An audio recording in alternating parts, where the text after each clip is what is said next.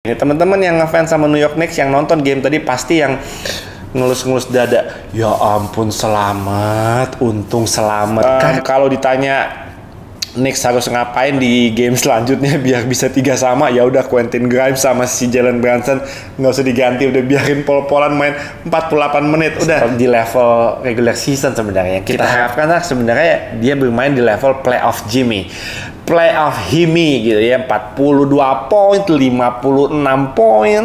Jordan Poole, Saipul hari ini mainnya lumayan loh. Ini mungkin salah satu game terbaiknya Jordan Poole di series ini ya. Kalau buat Dub Nation ini bukan sebuah mitos. Tapi ada yang namanya Game 6 Clay. Game 6 Malik Monk juga ada sih sebenarnya.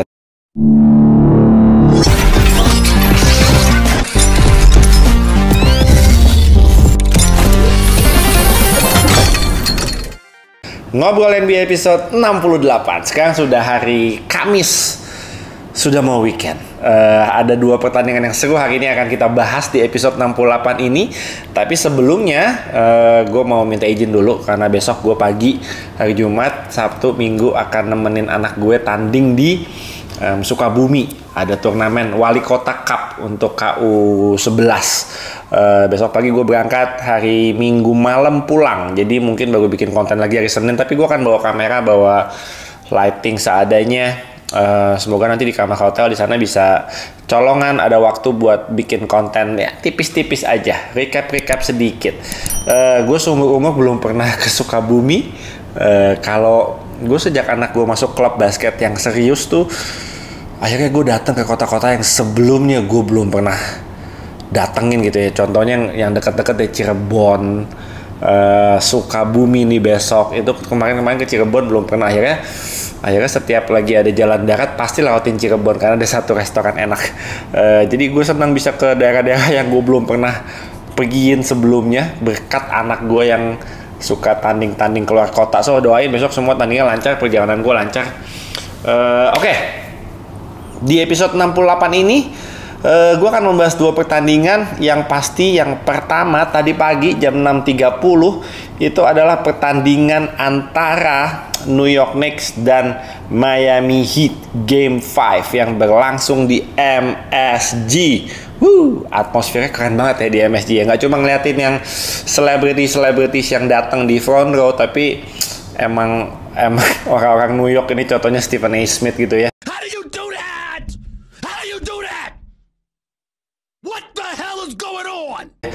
Emang lagi haus sama kalau Knicks menang di playoff tuh kayak udah berasa jadi kayak juara di luar MSG tuh.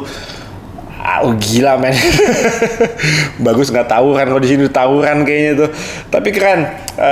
Gue appreciate, gue ikut berbahagia dengan semua kehebohan yang terjadi di New York, warga-warga New York di sana.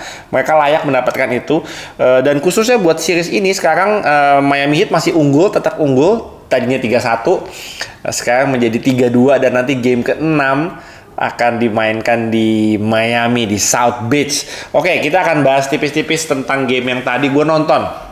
6:30 gue nonton. Gue kemarin kan gue bilang sama teman-teman, ini kata hati gue ngaco nih. Secara logika gue pilih Miami Heat, tapi kata hati gue kenapa pilihnya New York Knicks. Gue pengen banget lihat di game kelima ini, di elimination game buat New York Knicks. Gue pengen lihat mereka paling nggak ngasih effort yang benar-benar maksimal, ngasih benar-benar mainnya all out deh. Gue pengen lihat itu, makanya tadi gue belain. Gue nonton dari pagi, dari awal, dari tip off gue nonton. Dan gue sangat-sangat tidak kecewa karena sepanjang gue nonton, gue melihat ya, semua pemain New York Knicks itu memang menganggap game ini sepenting itu. Mereka sempat unggul 19 poin tadi. Gue nonton kalau nggak salah skornya sempat ya 73-54. Mereka leading 19 poin. Tapi tadi ketika gue posting di Instagram, kemenangan New York Knicks hari ini itu lebih cocok diartikan sebagai mereka tuh selamat asli. Mereka tuh selamat benar-benar hari ini. Teman-teman yang ngefans sama New York Knicks yang nonton game tadi pasti yang ngelus-ngelus dada. Ya ampun, selamat, untung selamat. Karena apa? Karena di momen-momen terakhir ketika mereka unggul di 19 poin, dikejar. Duncan Robinson udah kayak kesetanan nembak 3 point, masuk mulu. Itu mentalnya pemain Knicks lama-lama makin down. Mereka mau ngapa-ngapain udah bingung gitu loh. Untungnya sepanik-paniknya mereka, ya nggak panik level tinggi banget lah, ya kan, mereka masih bisa tetap tenang. Satu hal yang gue bisa bilang, gue katakan tadi sempat Miami Heat memainkan strategi hack Robinson. Mitchell Robinson itu di hack kalau nggak salah tadi 3 kali atau 4 kali, dan dia free throw yang pertama free throw-nya 2 kali masuk 1, yang hack kedua itu free throw 2 kali masuk 1 kalau nggak salah, hack yang ketiga itu free throw 2 kali masuk dua-duanya. Jadi gue mau kasih tepuk tangan buat Mitchell Robinson yang menggagalkan, paling tidak menggagalkan lah strategi hack Robinson yang coba dijalankan sama Erik Spoelstra tadi. Oke, mungkin overall gue mau kasih apresiasi setinggi-tingginya buat Jalen Brunson dan buat Quentin Grimes. Kita bahas Jalen Brunson dulu. Dia main 48 menit, Quentin Grimes juga main 48 menit, tidak diganti sedetik pun. Minumnya cuma pas time out doang. Udah. Jalen Brunson, man, hari ini dia main 48 menit, dia nyetak 38 points, 9 rebounds, 7 assist, dan yang pastinya kemenangan buat New York Knicks. Gue gak mau bilang dia single-handedly carry the Knicks ya, tapi dia bener-bener ngasih effort yang menurut gue sangat-sangat luar biasa tadi buat membawa New York Knicks bisa menang di game tadi. Oke, menurut gue Jalen Brunson hari ini benar-benar fenomenal. Karena ya, teman-teman bisa bayangin ya, dia main 48 menit. Tadi gue udah munculin statistiknya. 48 menit dia 38 poin. Ya, berapa banyak possession di mana bolanya itu dipegang sebagian besar sama Jalen Brunson. Usage-nya dia itu benar-benar sangat-sangat luar biasa kalau buat New York Knicks di playoff ini paling tidak ya.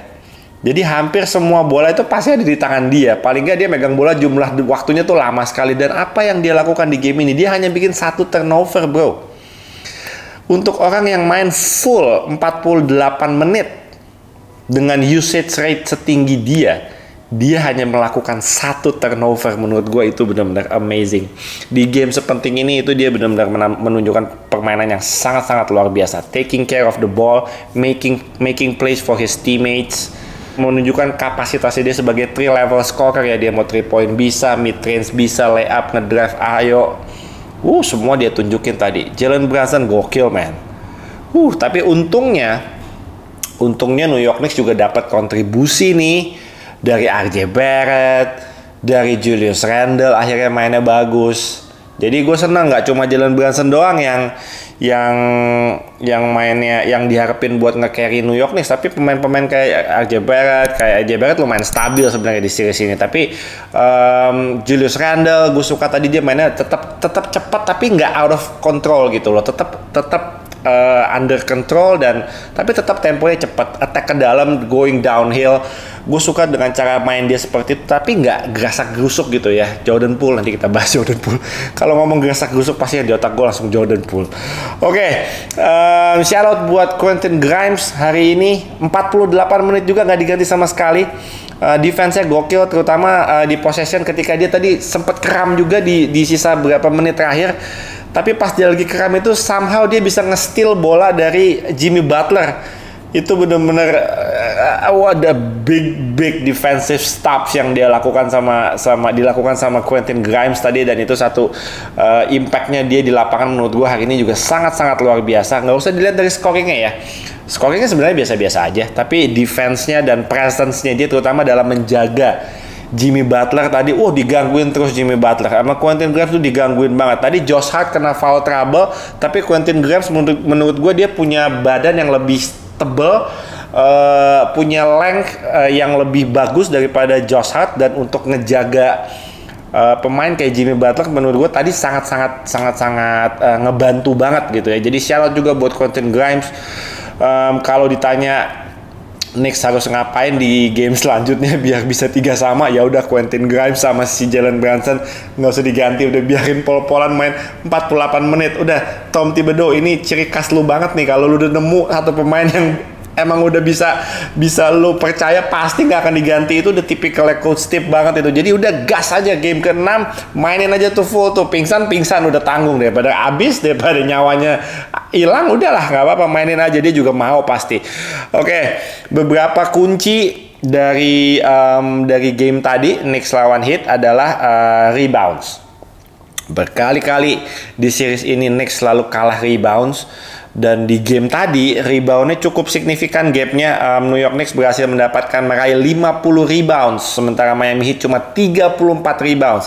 Jadi ada 16 rebounds di mana New York Knicks dapat advantage di situ. Jadi itu keuntungan buat New York Knicks. Itu menunjukkan kalau mereka juga mainnya lebih fisikal di game tadi, effortnya, hasilnya pasti lebih fisikal.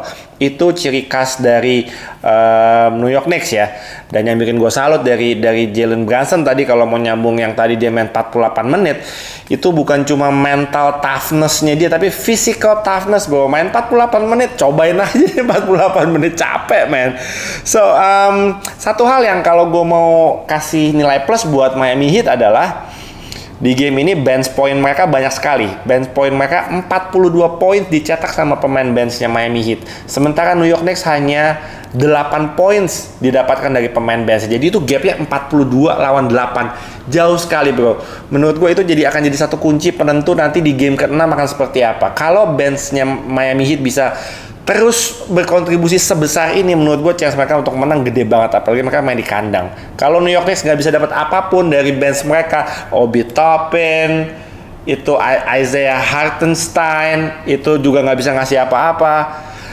Siapa lagi? Josh Hart misalnya, harus paling tidak berkontribusi dan jangan sampai foul trouble, karena benchnya Miami Heat ini bagus-bagus dan berpengalaman, veteran gitu loh. Kyle Lowry, Caleb Martin, Duncan Robinson, Cody Zeller tadi juga dapat menit main sekitar 9-10 menit. Jadi secara bench gue lebih percaya skill dan pengalaman itu pasti unggul Miami Heat, karena New York Knicks-nya si pemain kesukaan saya siapa?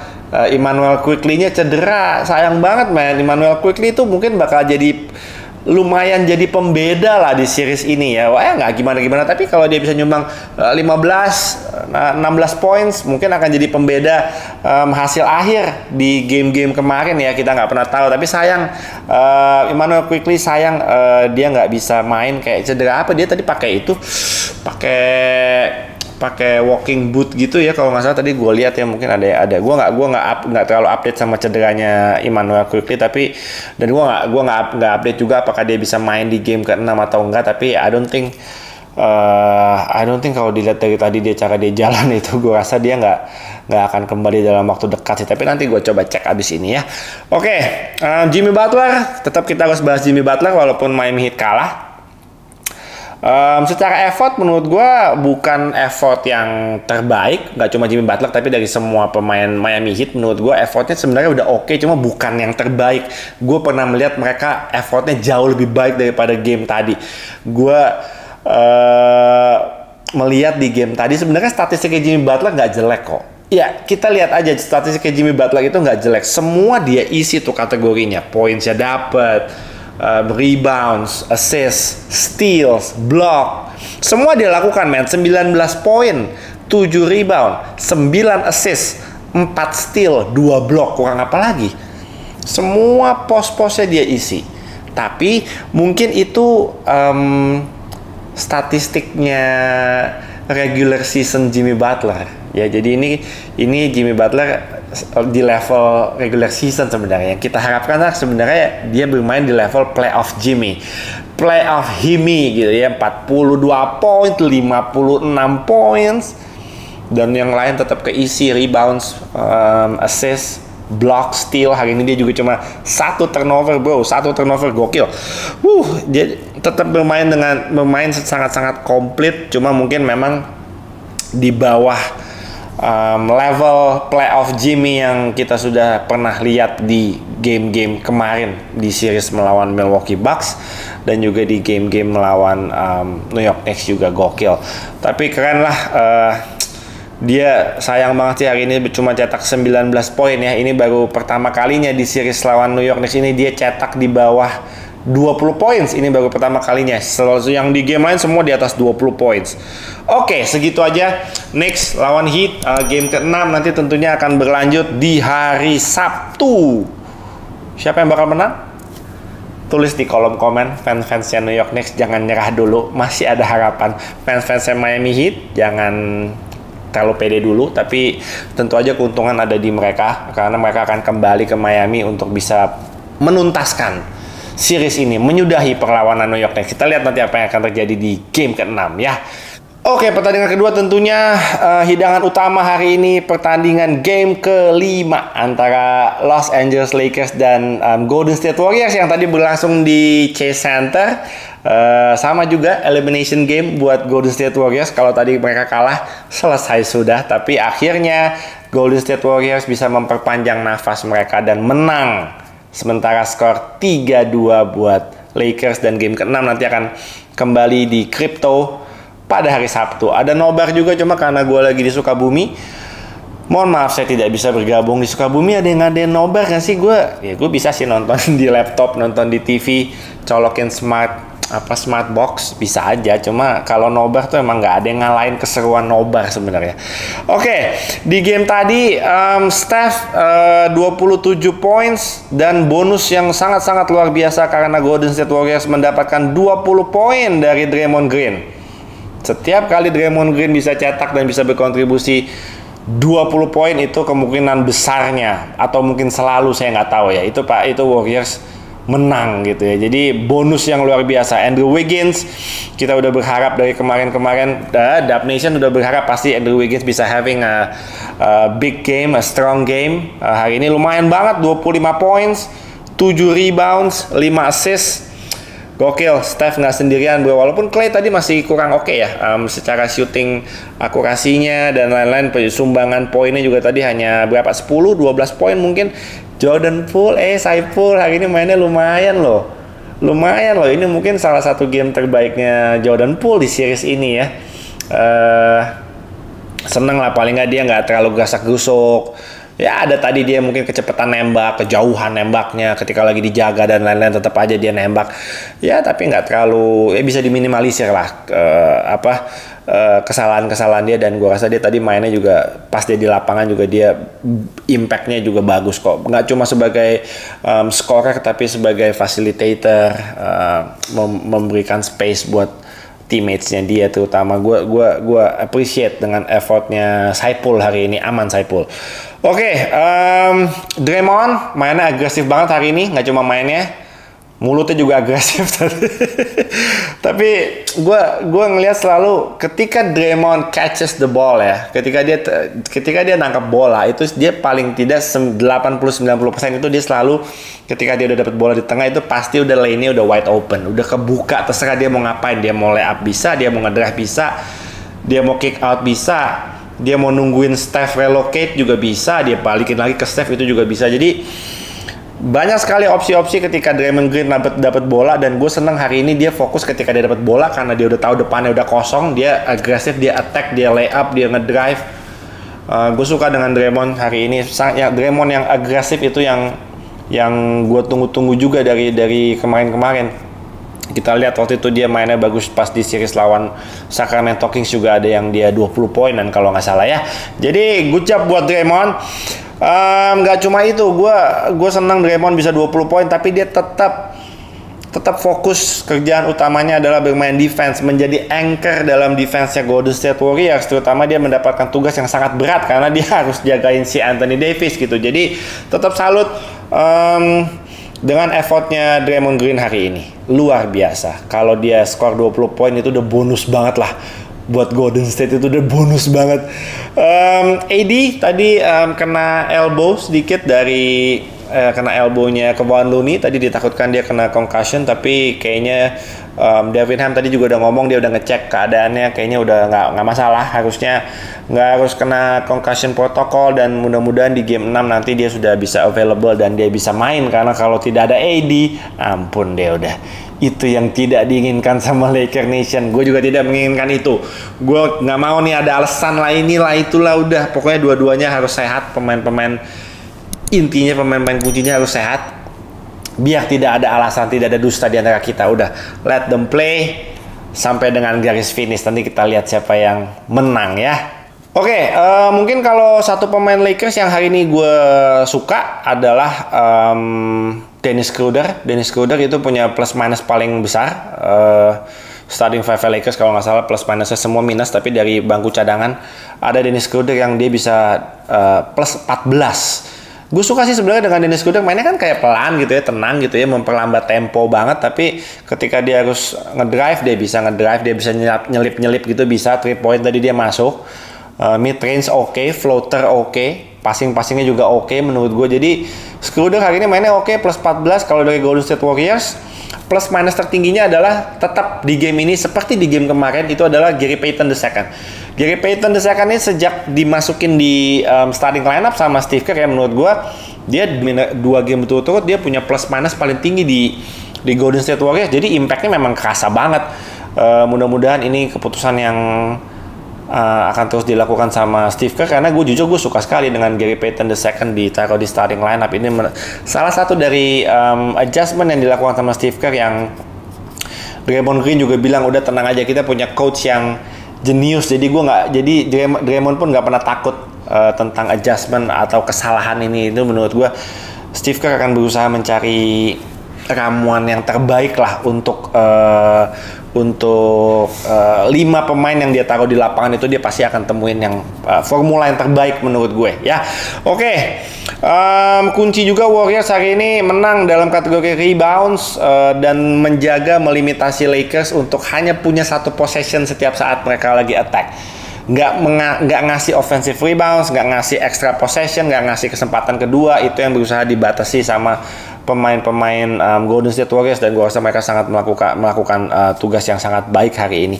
Oke, gue rasa nggak akan ada game plan yang berubah dari Lakers di game selanjutnya. Semua fokusnya pasti akan tetap ke Steph. Jadi kalau untuk Warriors, gue berharap pemain selain Steph, kayak hari ini ada Draymond, ada Wiggins, itu bisa step up dan bisa berkontribusi. Kalau untuk Lakers, of course, AD harus dapat porsi lebih dalam offense, terutama dia benar-benar harus mendominasi. AD harus mendominasi. Kita tahu apa yang kita akan dapat dari pemain-pemain kayak LeBron dan lain-lain. Austin Reeves sangat-sangat stabil di series ini. Tadi juga Austin Reeves mainnya oke banget. D'Lo very streaky, kadang dia on, kadang dia off. Schroeder menurut gue juga stabil. Jadi gue nggak mau bilang keuntungan ada di Lakers karena mereka mainnya di crypto nanti untuk game 6. Yang gue pesan dari Lakers adalah jangan lagi memberikan Warriors harapan, karena kalau Warriors diberikan harapan makin ganas mereka. Tadi udah dikasih harapan. Tadi katanya fans Warriors yang nonton game tadi, katanya pas Warriors keluar dari lapangan, katanya semua nggak ada yang senyum, semuanya mukanya lurus-lurus saya datar aja. Mungkin ya mereka benar-benar locked in, mereka benar-benar fokus, mereka mungkin merasa memang mereka juga posisinya masih ketinggalan, jadi nggak ada yang harus di celebrate juga. Ini benar-benar one game at a time. Mudah-mudahan di game 6 kita akan melihat pertempuran yang lebih sadis daripada game ini. Yang pasti game 6 kita sudah tahu mitosnya. Yang atau mitos, kalau buat Dub Nation ini bukan sebuah mitos. Tapi ada yang namanya game 6 Clay, game 6 Malik Monk juga ada sih sebenarnya, tapi game 6 Clay lah. Nanti kita lihat kejadian apa enggak. Yang pasti pemain-pemain Lakers mungkin akan terngiang-ngiang dengan game 6 Clay, jadi mungkin akan ada extra treatment nanti buat Klay Thompson di game 6 tadi. Gue nggak tahu apa, tapi ya semua harus bisa step up. Nggak cuma superstarnya, nggak cuma AD, LeBron, nggak cuma Steph, nggak cuma Clay, tapi mudah-mudahan yang lain pemain-pemain role playersnya mereka juga di masing-masing tim juga semua bisa step up. Jadi kita bisa menikmati game ke-6 yang jauh lebih seru 2 hari lagi. Good luck buat Dub Nation, good luck buat Laker Nation. Segitu aja ngobrol NBA hari ini episode 68. Kita jumpa lagi. Mudah-mudahan pas gue lagi di Sukabumi nanti gue ada colongan waktu buat bikin konten ya. Tapi kalau teman-teman punya komen, opini apapun, nggak ada yang benar, nggak ada yang salah, tulis aja di kolom komen. Oke, sampai jumpa di episode 69. I'm out.